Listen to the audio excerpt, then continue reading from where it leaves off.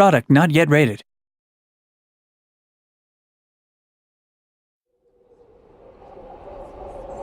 I'm the creative director for Dead Space 3. And I'm the senior audio artist on Dead Space 3. We're going to take a look at our current single-player demo. Isaac! Carver, goddammit, give me a hand here! As the demo begins, Isaac Clarke finds himself on a ship called the Eudora, which happens to belong to this guy here who he's handing a welding torch to. The ship has just been nearly obliterated by an attack, and now they're trying to make their way off the ship.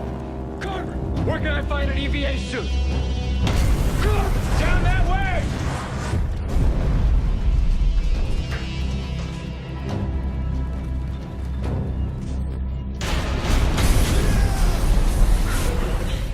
This is a scene I love for audio because there's so much going on, and yet we've still found a way to use subtlety in the scene, even amidst all of the choking, the explosions, and the bombast.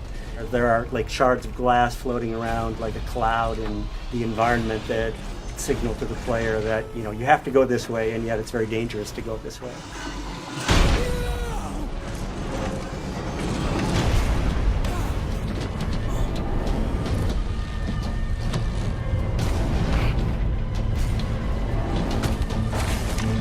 In this part, Isaac desperately is trying to get his spacesuit on in time. The clock is counting down and the ship is on fire. It's about to blow up.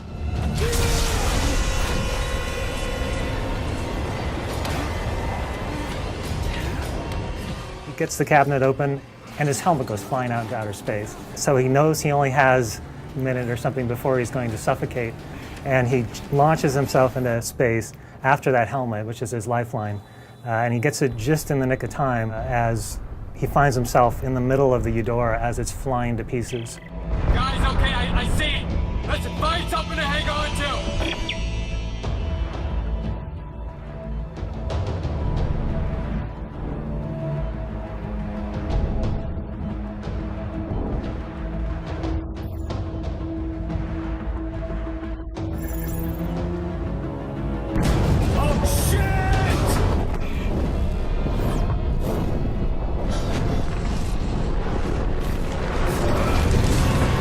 In this section, Isaac is flung out of the exploding Eudora spaceship, and he finds himself hurtling, 100 miles an hour through space as pieces of this ancient flotilla are whizzing by him.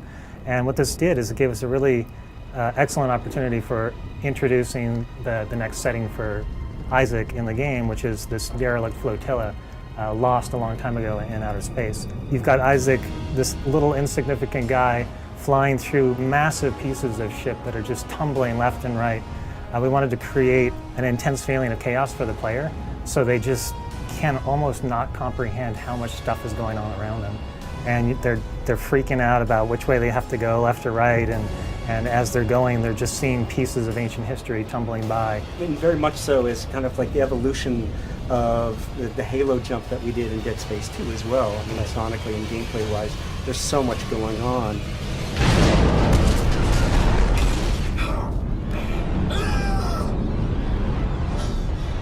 We took the environment and created 3 new threats within that environment, and we had to pay off on all of those sonically, making sure that the gameplay was thrilling as could be. In a scene like this, on one of the prior games, we would have made it much more aleatoric and just about kind of tone clusters and chord swells that are really difficult to relate to. And I think that we're inching towards going towards a more thematic musical approach.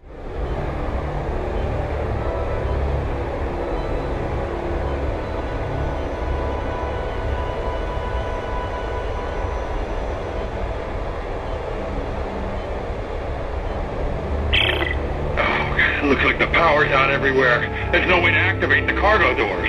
What about that door? It's got a manual crank. No, he's right. I'll see if I can get inside.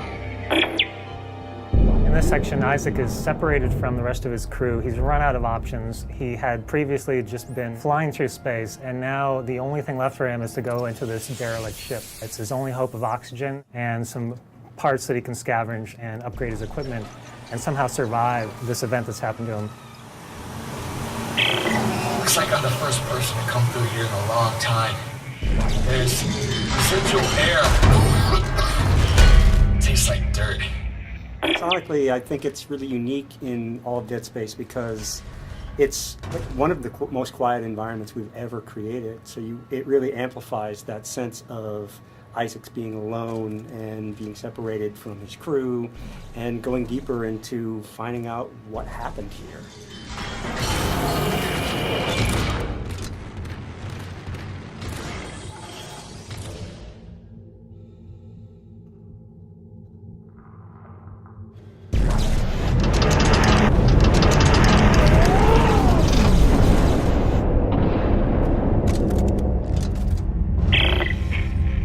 Hard to breathe, sir.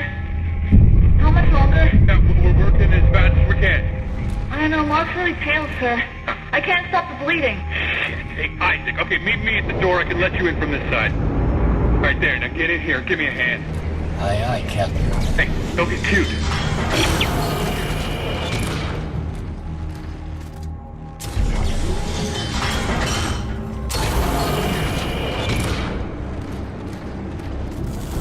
Isaac, Ellie's SOS is coming from deeper inside this ship, but I can't leave Rosen and Locke.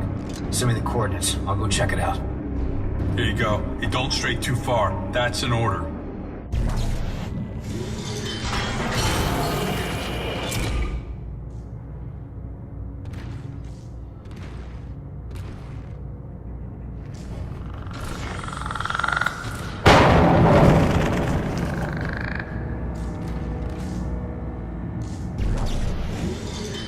This is my favorite moment right here. Door opens, lights shining through, and illuminates everything beyond the door, which happens to be what happened to the crew. And now you find out that something more sinister has happened to them.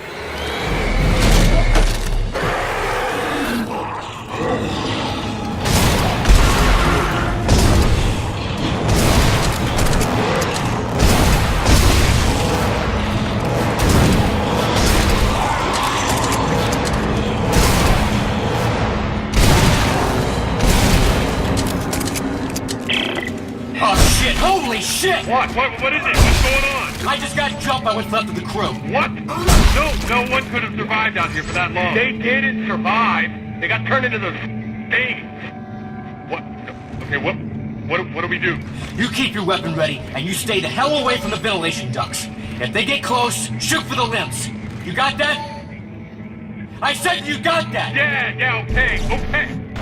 One thing that I think is really interesting about the necromorphs this time out is that they've been made out of these 200-year-old mummified corpses. So as you're going through the ship, you find these kind of crusty, crackling, strange aberrations that have been turned into necromorphs from a long, long time ago. It's just a really interesting way to see what the necromorph infection would do to a mummy.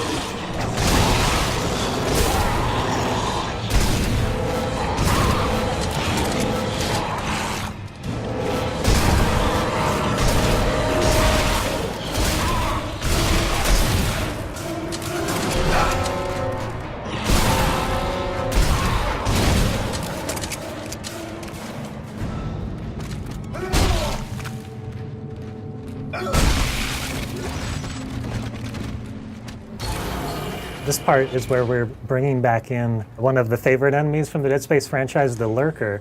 But in Dead Space 3, it was important to reimagine them into something different. So what we did is we made it based off of a dog rather than a child, what the original one was.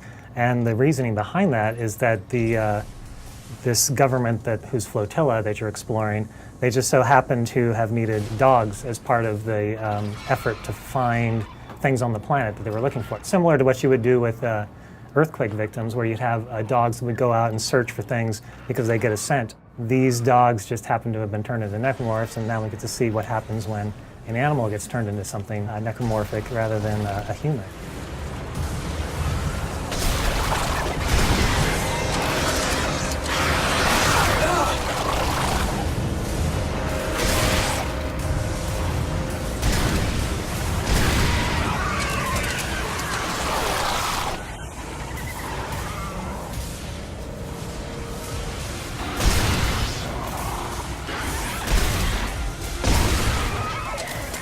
We're going to skip ahead to our favorite part of the demo, the generator room. There's a lot going on in here. It's a big spectacle. Let us know what you think.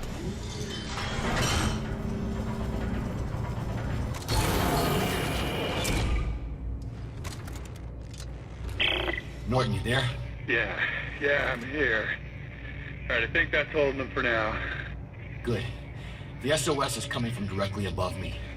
And it looks like I found the ship's primary generator. If I can get power going, it should unlock the crossover for you. All right, what about you? There's an elevator here that goes straight up the spire. I'll meet you at Ellie's coordinates.